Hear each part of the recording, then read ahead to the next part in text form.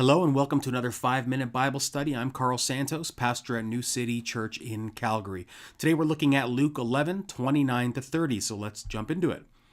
So let me read it. When the crowds were increasing, he began to say, "This generation is an evil generation. It seeks for a sign, but no sign will be given to it, except the sign of Jonah. For as Jonah became a sign to the people of Nineveh, so will the Son of Man be to this generation." Now, what we're seeing here is Jesus responding to calls that the crowds have been making starting back in 11:16 for a sign. They're desperate for a sign, and Jesus obviously is not happy with it, because look at what he says. He says this generation is an evil generation, and the context here, the reason he's calling them evil for in this moment, is because they seek for a sign. Now, the word seek is the word zeteo in Greek, which equals, it means to seek. It's a good translation. It means seek. Actually, it's more earnest, like a striving for or a longing for. And I think that word there helps us understand why Jesus is mad. See, because Israel historically expected their prophets and and hopefully the Messiah to bring signs. Moses brought signs to prove he was a prophet. Elijah brought signs. So it's not that they're just asking for a sign, for validation. They're seeking it. And Jesus, I think, here is doing what we often see, which is he sees signs, desire for signs, as evidence of a lack of faith. It's like people are looking for an excuse to not believe. We desperately don't want to surrender our own sovereignty to God. And when we demand a sign, sometimes we're doing it because we know, he's not a performing monkey. He's not going to give us a sign. And if he doesn't give me a sign, I then have justification to not believe. And I think Jesus is upset with them asking for it. So his response is very simple.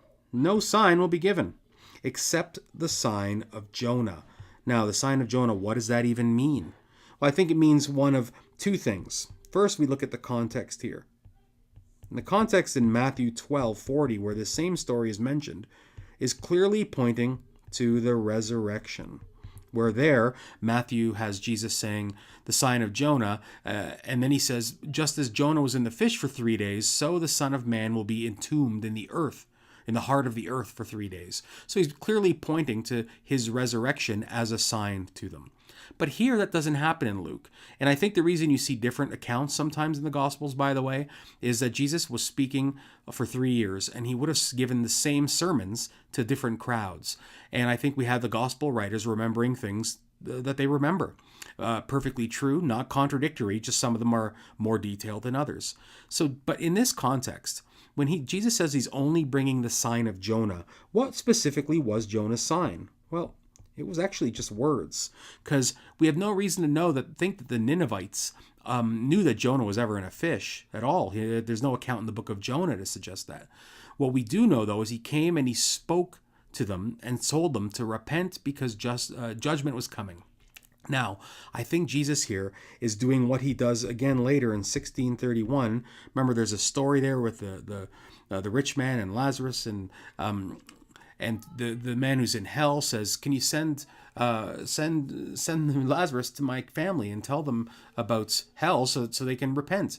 And Jesus' response is this: if they will not believe Moses and the prophets, they will not believe even if someone is raised from the dead. And what Jesus is getting at here is saying, my word is sufficient. I have told you to repent. I am the living word. And if you do not repent because I'm telling you to, and because you've read my words and heard my words, then a sign is not going to help you. And that, for us Protestants, that's true. We believe wholeheartedly that the word is sufficient for that. So let's move on. He says, "For as Jonah became a sign to the people of Nineveh, so will the Son of Man be to this generation." So Jonah himself became a sign.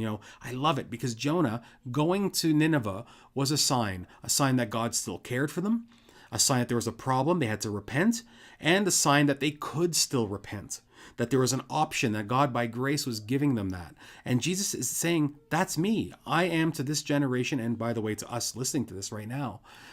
He is a sign to us that God by grace has sent his Son to us to call us to repent. And that is what is going on here in Luke 11:29-30.